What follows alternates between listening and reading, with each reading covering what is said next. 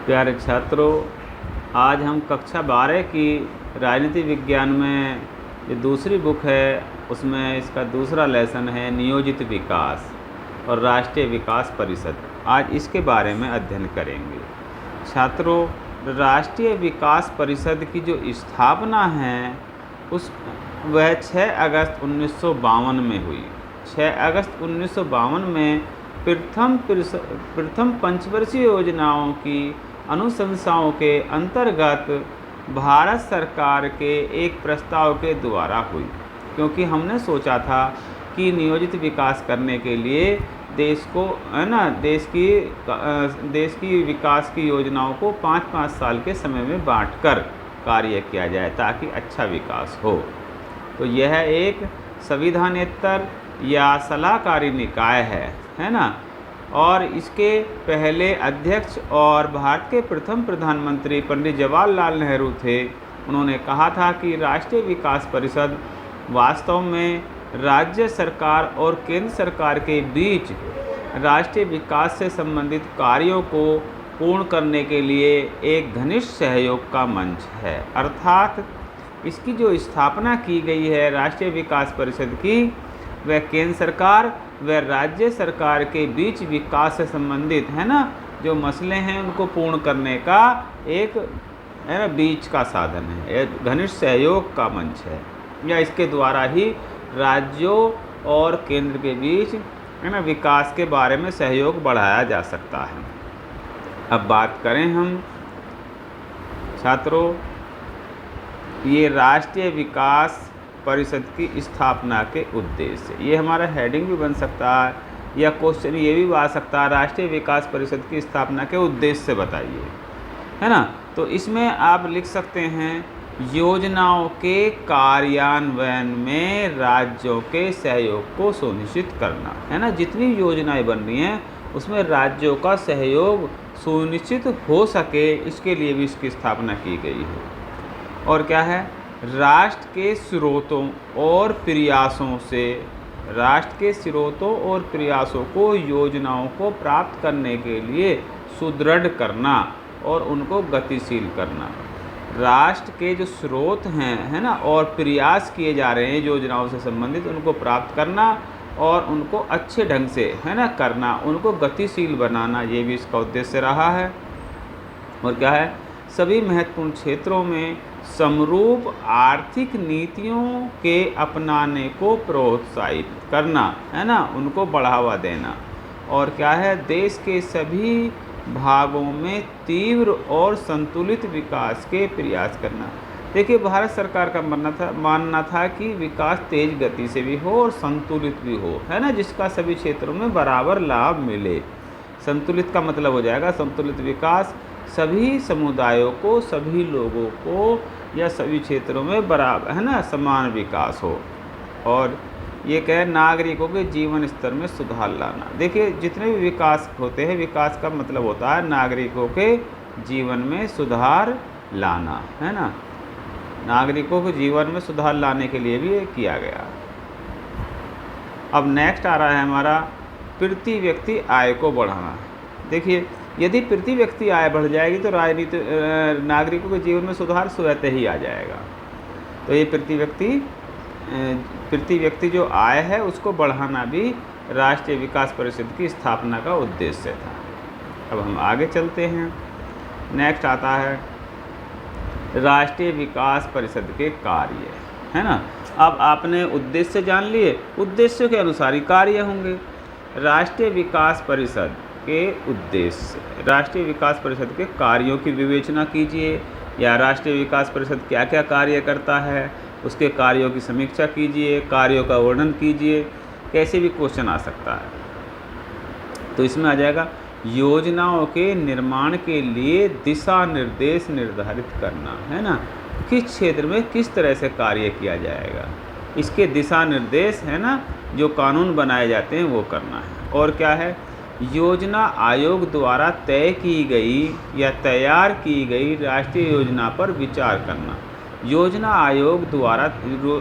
आयोग ने जो राष्ट्रीय योजना बनाई है उस पर विचार करने का काम इस पर है। और योजनाओं के क्रियान्वयन के लिए आवश्यक संसाधनों का अनुमान लगाना। क्रियान्वयन का मतलब है उनको लागू करने के लिए आवश्यक जो वस्तुएं चाहिए, संसाधन चाहिए, उनका अनुमान लगाना, है ना। कितनी वस्तुओं की ज़रूरत होगी या कितने धन की ज़रूरत होगी, है ना, किस संदर्भ में हमें कितनी धन की आवश्यकता है। नंबर 4 पॉइंट है, राष्ट्रीय विकास को प्रभावित करने वाली सामाजिक और आर्थिक नीतियों के महत्वपूर्ण सवालों पर विचार करना, है ना। राष्ट्रीय विकास को जो प्रभावित करने वाली हैं सामाजिक नीतियां हैं, है ना, समाज का भी ध्यान रखना, आर्थिक नीतियां, धन की ज़रूरत होती है ना। तो ऐसे महत्वपूर्ण सवालों पर विचार करना, राष्ट्रीय योजना की प्रगति पर समय समय पर विचार करना। राष्ट्रीय योजना की जो प्रगति चल रही है, कितना काम हुआ, कितना नहीं हुआ, इसके बारे में विचार करना। राष्ट्रीय योजना में निर्धारित लक्ष्यों और लक्ष्यों की प्राप्ति के उपायों की सिफारिश। देखिए, जो लक्ष्य निर्धारित किए गए हैं उनमें से कितने लागू हुए हैं, कितने नहीं हुए हैं, लक्ष्यों की प्राप्ति के उपायों की सिफारिश करना, ये भी राष्ट्रीय विकास परिषद के ही कार्य हैं। अब बनता है राष्ट्रीय विकास परिषद योजना आयोग और राज्यों के बीच एक कड़ी के रूप में। देखिए, राष्ट्रीय विकास परिषद योजना आयोग और राज्य, है ना, राज्यों के बीच कड़ी, है ना, एक उनको जोड़ने का काम कैसे करता है, किस रूप में कार्य करता है, तो इसे थोड़ा सा जानना। राष्ट्रीय विकास परिषद योजना आयोग और देश के राज्यों के बीच एक लिंक, है ना, या कड़ी के रूप में कार्य करता है। योजना आयोग योजनाओं का ब्लूप्रिंट तैयार करता है। ब्लूप्रिंट कहते हैं, इसका खाका तैयार करता है, इसके लिए एक नमूना तैयार करता है ना, और इसको ब्लूप्रिंट तैयार करता है, योजना का आधार तैयार करता है, और राष्ट्रीय विकास परिषद इन योजनाओं को अंतिम स्वीकृति देती है। ठीक है, राष्ट्रीय विकास परिषद क्या करती है, इन योजनाओं को अंतिम स्वीकृति देती है, तभी योजना कार्यान्वित हो पाती हैं। जब राष्ट्रीय विकास परिषद, है ना, इनको अंतिम स्वीकृति दे देगी तभी योजनाएं कार्यान्वित हो पाती हैं। अब आगे बढ़ते हैं थोड़ा सा। अब है राष्ट्रीय विकास परिषद का पुनर्गठन। राष्ट्रीय विकास परिषद का पुनर्गठन अक्टूबर 1967 में हुआ, है ना, और ये किस लिए हुआ, प्रशासनिक सुधार आयोग की सिफारिशों पर हुआ।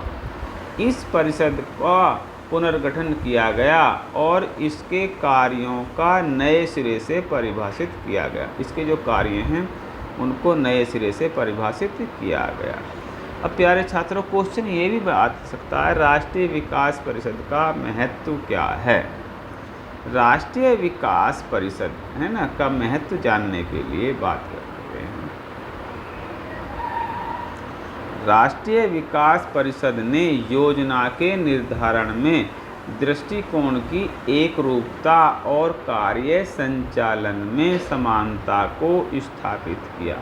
राष्ट्रीय विकास परिषद ने योजना के निर्धारण, है ना, योजनाओं को निर्धारित करना था, और इसमें दृष्टिकोण क्या है, विकास है, दृष्टिकोण की एकरूपता, एक मत से, है ना, कार्य का संचालन, कार्यों के संचालन में समानता को स्थापित किया, समानता के आधार पर कार्य हों। राष्ट्रीय विकास परिषद में मुख्यमंत्रियों की भागीदारी के कारण, अलग अलग राज्यों में अलग अलग मुख्यमंत्री होते हैं, के कारण योजनाओं के निर्माण में राज्यों की ओर से एक प्रकार की स्वीकृति प्राप्त होगी।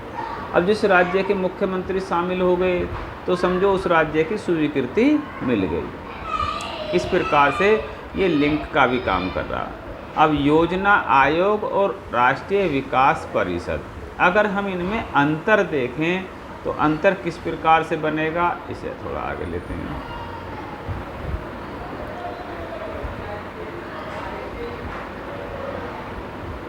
देखिए, एक तरफ हम पेज के दो हिस्से कर लेंगे, एक तरफ लिख लेंगे योजना आयोग, एक तरफ लिख लेंगे राष्ट्रीय विकास परिषद। अब जैसे योजना आयोग है, इसकी स्थापना कब हुई? इसकी स्थापना हुई 15 मार्च 1950 को। और राष्ट्रीय विकास परिषद की स्थापना हुई 6 अगस्त 1952 को, है ना। और ये कैबिनेट मिशन द्वारा हुई। और इसके योजना आयोग में क्या है, 65 साल पुरानी यह संस्था 13 अगस्त 2004 को समाप्त कर दी गई। 13 अगस्त 2014 को हमारे प्रधानमंत्री नरेंद्र मोदी जी द्वारा इसको समाप्त कर दिया गया।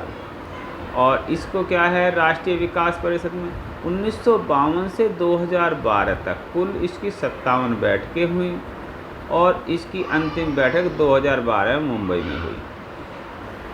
अब योजना आयोग की बात करें, इसकी प्रमुख भूमिका पंचवर्षीय योजनाओं को कार्यान्वित करने की ही रही है।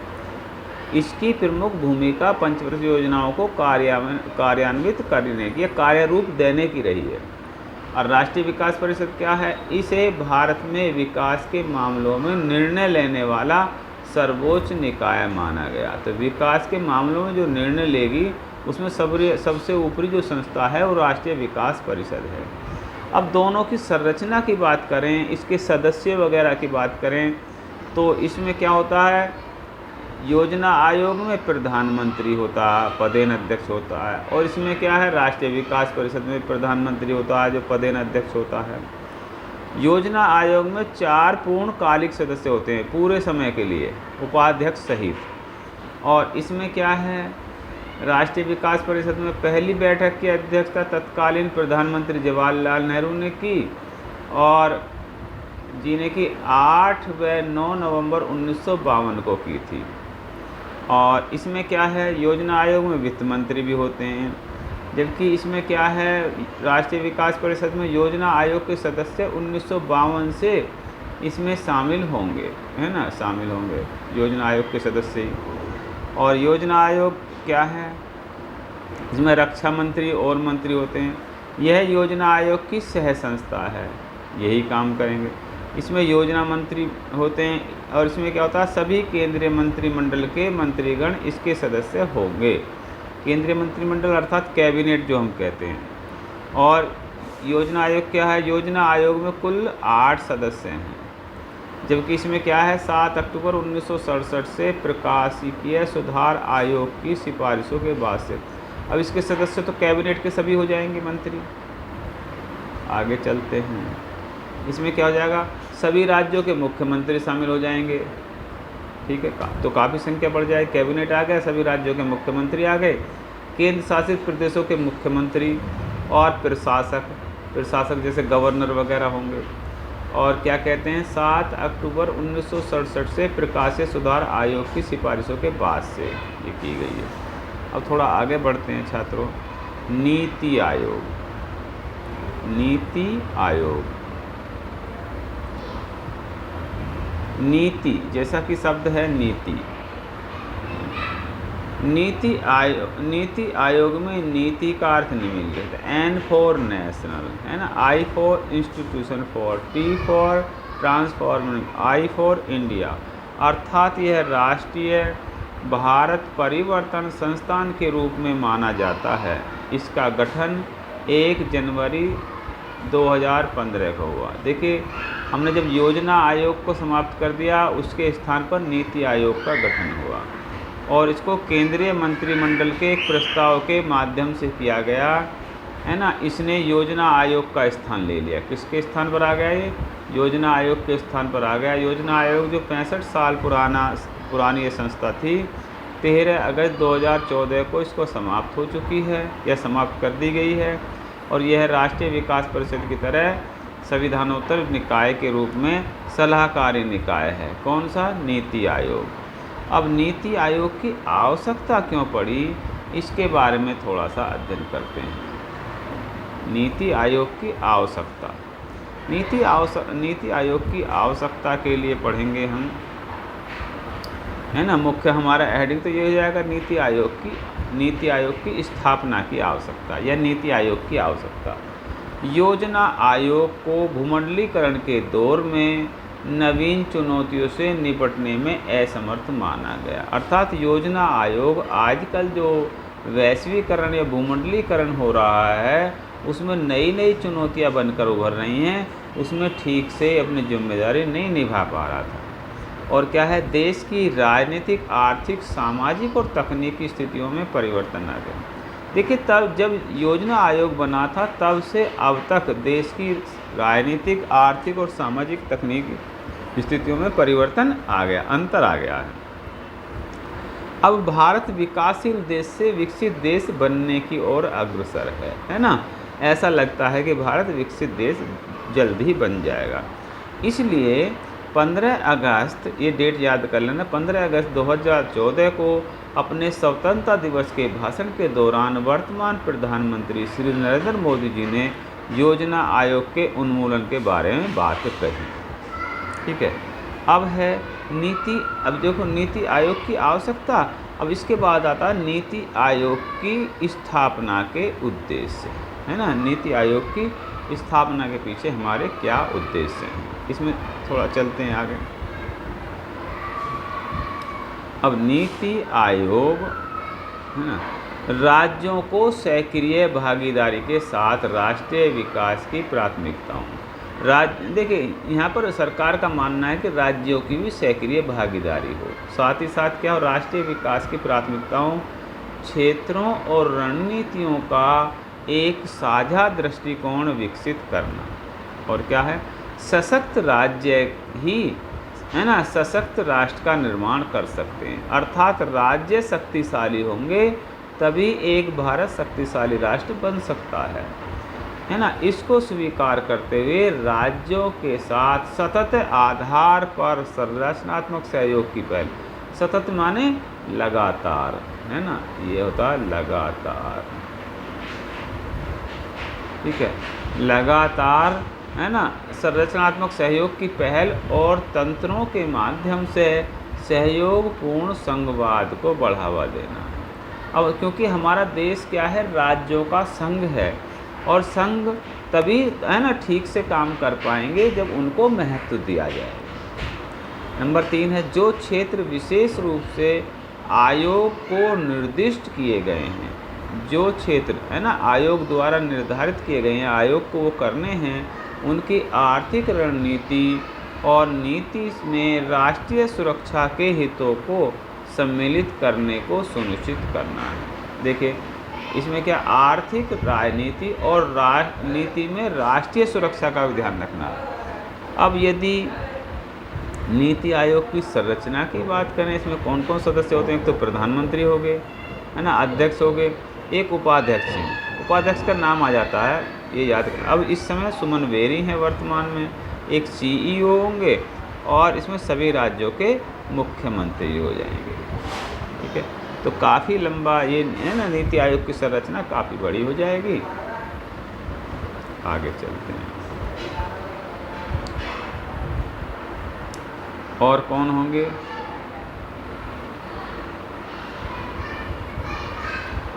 केंद्र शासित राज्यों के मुख्यमंत्री हो गए, केंद्र शासित राज्यों के मुख्यमंत्री भी हो गए। और यहाँ पर कौन होते हैं, जो इसके प्रशासक हैं, गवर्नर होते हैं, है ना, या उपराज्यपाल होते हैं, इनकी भी काफ़ी महत्वपूर्ण भूमिका होती है, तो ये भी हो सकते हैं। पूर्णकालिक सदस्य होंगे, देखिए लिपिकीय जो कार्य, ऑफिशियल काम करने के लिए तो पूर्णकालिक सदस्य होंगे, क्योंकि नेता तो हमारे बदलते रहते हैं समय के अनुसार, 5-5 साल के लिए होते हैं, उससे पहले भी हट जाते हैं। तो इसमें पूर्णकालिक सदस्य भी होंगे, अंशकालिक सदस्य भी होंगे, पद वाले सदस्य भी होंगे, विशेषज्ञ, है ना, जो अपनी राय दे सकें, वो भी सदस्य होंगे। तो काफ़ी बड़ा, है ना, ये नीति आयोग है। अब बात करते हैं नीति आयोग की विशेषताएं। नीति आयोग की विशेषताओं के ऊपर अक्सर क्वेश्चन आता है छात्रों, क्या है, यह प्रबुद्ध मंडल है, थिंक टैंक के रूप में कार्य करता है। थिंक टैंक माने सरकार के लिए नीतियाँ बनाना, उसके लिए सोचना, है ना, किस तरह से कार्य किया जाए, है ना, वो सब तैयार करेगा नीति आयोग। यह एक सहकारी संघवाद को प्रोत्साहित करता है। सहकार, देखिए हमारा देश क्योंकि संघवाद, राज्यों का संघ है यहाँ पर, तो उसमें सहकारी, सहयोग वाली भावना है, उसको प्रोत्साहित करता है। और यह सशक्त देश के लिए मुख्यतः राज्यों को मजबूत करता है। प्यारे छात्रों, यदि हमारे राज्य मजबूत होंगे तो देश भी मजबूत होगा, क्योंकि एक जैसे चैन होती है ना, साइकिल की चैन देखी है आपने, चैन की एक कड़ी, है ना, अगर टूट जाती है, टूट जाए तो पूरी चेन नहीं चल पाएगी ना। इसी प्रकार से हमारे सारे राज्य मजबूत हो, है ना। साइकिल की या मोटरसाइकिल की चेन है, उसकी एक कड़ी टूट जाए तो हमारे राज्यों की भी एक कड़ी है, सारे राज्य मजबूत होने चाहिए। और यह राष्ट्रीय सुरक्षा तथा आर्थिक नीतियों के मध्य सामंजस्य स्थापित करता है। सामंजस्य का मतलब है तालमेल, है ना। ये क्या करता है, इनके इस शब्द का आ जाएगा अर्थ तालमेल, ठीक है। और क्या है, यह सामरिक क्षेत्र में नीतिगत कार्यक्रमों का दीर्घकालिक ढांचा, दीर्घकालिक कहते हैं लंबे समय के लिए, है ना। काफ़ी ये सामरिक क्षेत्र में नीतिगत जो कार्यक्रम हैं उनके लिए दीर्घकालीन लंबे समय के लिए एक, है ना, आधार तैयार करता है, ढांचा तैयार करता है। अब देखिए एक बड़ा अच्छा प्रश्न बन सकता है ये, और ये हो जाएगा हमारा योजना आयोग और नीति आयोग में अंतर। या आपके मन में ये भी आएगा दोनों का काम लगभग एक जैसा था तो इसको चेंज क्यों किया गया। अगर आप दोनों का अंतर समझ लेंगे तो कारण अवश्य समझ में आ जाएगा। अब योजना आयोग है, इसकी स्थापना कब हुई थी, इसकी स्थापना हुई थी 15 मार्च 1950 को, और नीति आयोग की स्थापना हुई है 1 जनवरी 2015 को। एक तो ये बात समझ में आ गई। अब क्या है, अब यह संस्था समाप्त हो गई है और ये संस्था कार्यरत है या शुरू हुई है ना, यहाँ से शुरू हुई है ना, तो ये कार्यरत हो जाएगी।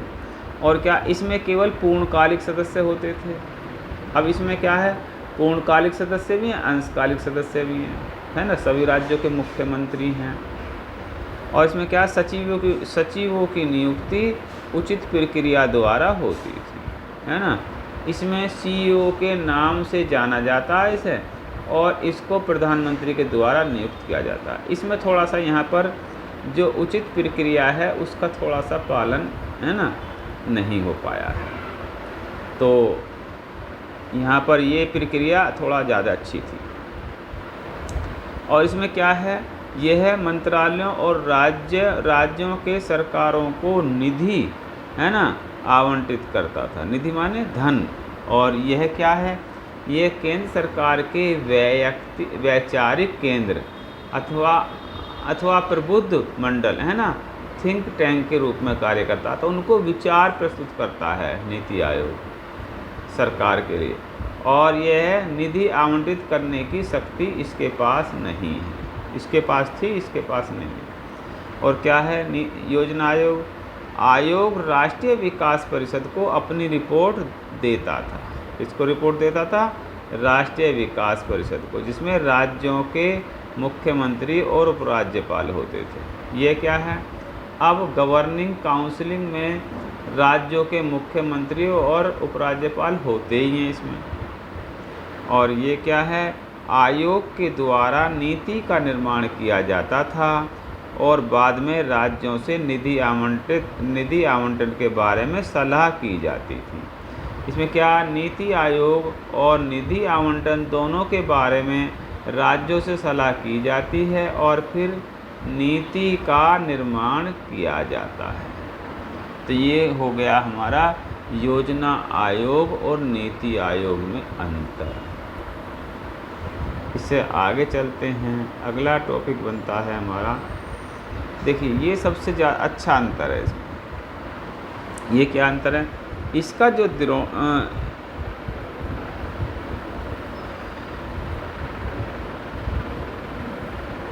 योजना आयोग, इसका जो दृष्टिकोण था, है ना, अधोन्मुखी, है ना, टॉप डाउन अप्रोच, है ना, ऊपर से नीचे की तरफ था।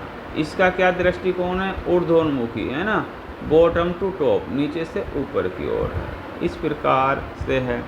और इसमें क्या, निर्णय केंद्रीय स्तर पर लिए जाते थे, और इसमें क्या, निर्णय राज्य स्तर पर लिए जाते थे, अर्थात राज्यों का महत्व बढ़ गया है। इसमें क्या, सभी राज्यों के लिए एक सी योजना बनाई जाती थी, है ना। और इसमें क्या, राज्यों की आवश्यकताओं के अनुसार योजना बनाई जाएगी। इसमें क्या कि केंद्र की अधिक भूमिका थी योजना आयोग में, और नीति आयोग में क्या है, सहकारी संघवाद को अपनाया गया है। और योजना आयोग में राज्यों की भूमिका अपेक्षाकृत थी।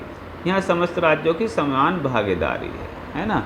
तो ये ज़्यादा यहाँ पर ये ज़्यादा कारगर हो गया है। और निधि आवंटित करने की शक्ति थी और यहाँ निधि फंड आवंटित करने की शक्ति नहीं है। तो ये इसमें अंतर थे। और अब थोड़ा आगे चलते हैं।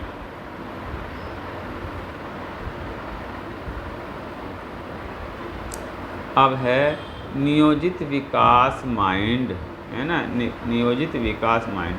भारतीय आर्थिक विकास का बदला स्वरूप। तो इसे पढ़ते हैं थोड़ा सा।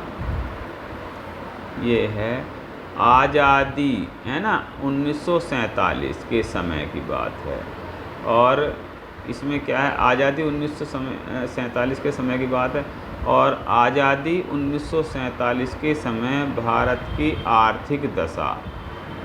आर्थिक दशा आज़ादी के समय ठीक नहीं थी, है ना, अच्छी नहीं थी। वातावरण कैसा, आंतरिक विस्तृत गरीबी, निम्न राष्ट्रीय आय, निम्न प्रति व्यक्ति आय और कृषि और उद्योगों की अत्यंत खराब स्थिति थी। और बाह्य वातावरण की बात करें तो बाह्य में क्या है, उदारवादी और समाजवादी, है ना, उदारवादी, समाजवादी या पूंजीवादी मॉडल। उदारवादी और पूंजीवादी मॉडल था और समाजवादी मॉडल थे। दो मॉडल थे भारत के सामने अपनाने के लिए। भारत ने क्या किया कि दोनों में से कोई से भी मॉडल को पूर्ण रूप से नहीं अपनाया। और भारत ने सोचा कि हमें ऐसा देखना जिससे हम अच्छा विकास कर सकें और समाज का भी ज़्यादा भला हो। तो दोनों में से अच्छी अच्छी बातें लेकर भारत ने मिश्रित अर्थव्यवस्था को अपनाया या मिश्रित मॉडल को अपनाया। मिश्रित माने मिला जुला, है ना, जिसमें निजी और सार्वजनिक, है ना, सरकारी क्षेत्र दोनों साथ साथ पाए जाते थे।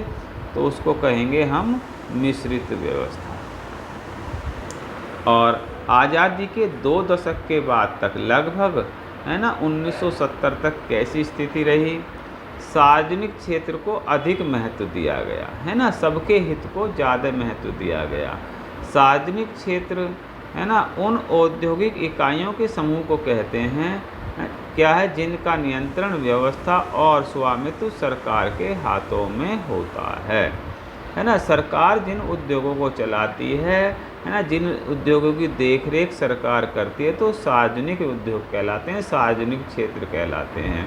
उदाहरण के लिए हिंदुस्तान मशीन टूल्स, HMT का नाम सुना होगा, है ना, Bharat heavy electricals limited, Indian oil, है ना, कारपोरेशन। इस प्रकार के जो संगठन थे, है ना, और अन्य जितने सरकारी संगठन हैं वो इसीलिए चलाए गए। ये तो उद्योग हो गए और सरकारी संगठन भी सार्वजनिक क्षेत्र में ही आते हैं। और क्या 1991 के बाद से थोड़ा हमारे जो ये व्यवस्था थी इसमें चेंज आया। अब हमने क्या किया, उदारीकरण और निजीकरण को महत्व दिया, क्योंकि वैश्वीकरण के दौर प्रारंभ हो चुका है और भारत ने पूंजीवाद की तरफ रुझान दिखाया। अब भारत धीरे धीरे, है ना, किससे, समाजवादी से किधर जा रहा है। पहले हमारे यहाँ लगभग समाजवादी व्यवस्था थी, है ना, समाजवादी से किधर जा रहा है, पूंजीवाद की तरफ। ठीक है, या उदारवादी और पूंजीवादी व्यवस्था की तरफ हम बढ़ रहे हैं, क्योंकि अब हमें भी अन्य देशों के साथ तेजी से विकास करना है। अब राष्ट्रीय विकास परिषद, है ना, राष्ट्रीय विकास परिषद की बात करते हैं तो इसमें क्या पाएंगे हम, राष्ट्रीय विकास परिषद। राष्ट्रीय विकास परिषद है, यह एक संविधानोत्तर निकाय है ना, अभी पीछे पढ़ के आए हैं। और क्या है, इसकी स्थापना 6 अगस्त 1952 को हुई।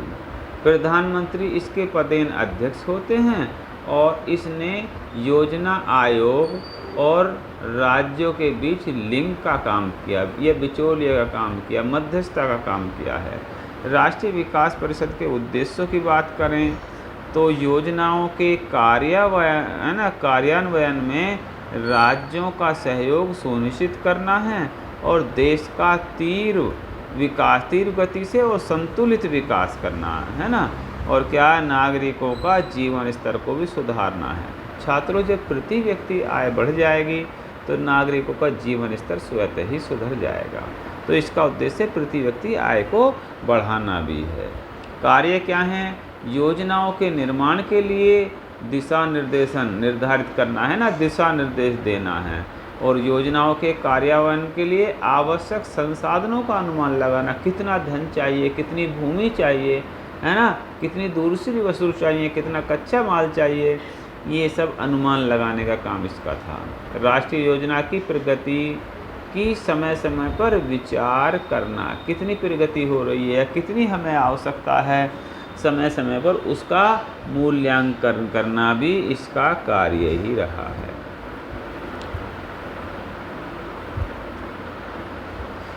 अब नीति आयोग की विशेषताओं की बात करते हैं। नीति आयोग में क्या है? एक तो उद्देश्य क्या है? राज्यों की भागीदारी, है ना, राज्यों की भागीदारी और सहकारिता सुनिश्चित करना है। और आवश्यकता क्या है? नवीन चुनौतियों से निपटने के लिए, नवीन चुनौती जैसे वैश्वीकरण है ना, भौगोलिकरण हो रहा, उसमें राजनीतिक, आर्थिक और सामाजिक और तकनीकी की आवश्यकता है ना, इसलिए भी हमने नीति आयोग को अपनाया। विशेषता क्या है इसमें? थिंक टैंक के रूप में कार्यरत सरकारी संघवाद है ना, क्योंकि भारत राज्यों का संघ है और उसके लिए एक थिंक टैंक सोचने का कार्य जो करता है ना, अपने विचार देने का काम करता है सरकार को, वो नीति आयोग है। अब पंचवर्षीय योजनाएं है ना, पंचवर्षीय योजनाओं के ऊपर क्वेश्चन आ जाता है। और पंचवर्षीय योजना, प्रथम पंचवर्षीय योजना, द्वितीय पंचवर्षीय योजनाओं के ऊपर अक्सर आ जाता है। जैसे हमारी प्रथम पंचवर्षीय योजना में कृषि को महत्व दिया गया है ना, हम ये भी बात करेंगे कि कृषि को महत्व क्यों दिया गया। पहली जो पंचवर्षीय योजना है हमारी, वो 1951 से 1956 तक, क्योंकि हम सोवियत संघ की तरफ हमारा रुझान ज़्यादा रहा। वैसे बात तो हम गुटनिरपेक्षता की हमने, है ना किसी से ज़्यादा दोस्ती, ना किसी से लगाव, पर फिर भी कहीं ना कहीं हमारा लगाव सोवियत संघ की तरफ रहा।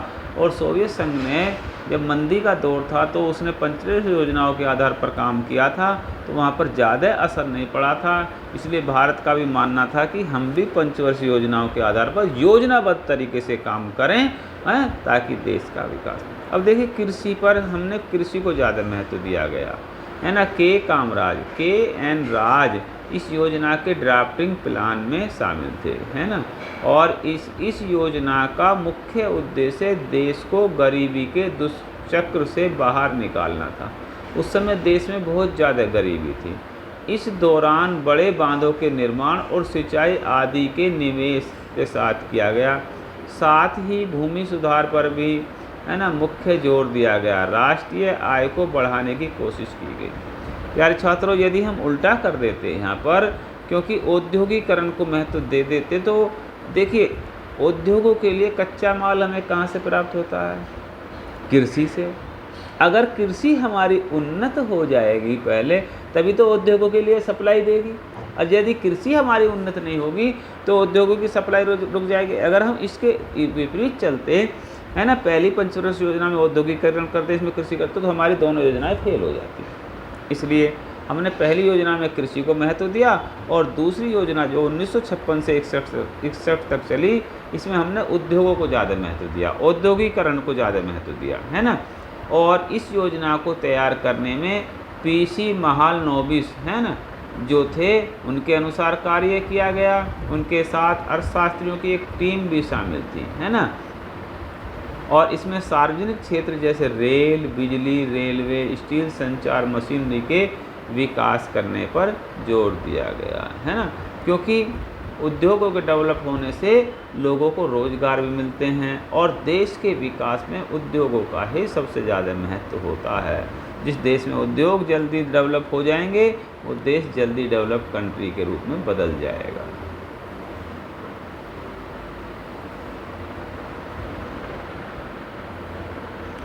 अब देखिए योजनाएं हैं, किस किस योजनाओं में किसको महत्व दिया गया। अन्य योजनाएं जैसे 1961 से 66 में खाद्यान्न और उद्योग। अब खाद्यान्न की जो बात है, इस समय भारत में अकाल भी पड़ा था, है ना। इसी समय में हमें हरित क्रांति भी चलानी पड़ी। तो 1966 है ना, 66 में हमारे यहाँ बहुत ज़्यादा अकाल पड़ा था, तो खाद्यान्न और उद्योगों पर विशेष ध्यान दिया गया। 1969 से 74 कृषि और सिंचाई है ना को महत्व दिया गया। 1974 से 79 तक जन स्वास्थ्य और समाज कल्याण को महत्व दिया गया। 1980 से 85 तक कृषि और उद्योग ऊर्जा क्षेत्र को ज़्यादा ध्यान दिया गया। 1985 से 90 तक कृषि और खाद्यान्नों पर ज़्यादा ध्यान दिया गया। 1992 से 97 तक मानव संसाधन विकास है ना पर ज़्यादा ध्यान दिया गया। 1997 2002 तक सामाजिक न्याय और ग्राम विकास योजनाएं है ना रोजगार पर ध्यान दिया गया। देखिए हमारे यहाँ भी बहुत है ना सामाजिक न्याय की कमी है। 2002 से 2007 तक रोजगार, ऊर्जा सुधार और सामाजिक अवसंरचना पर ध्यान दिया गया।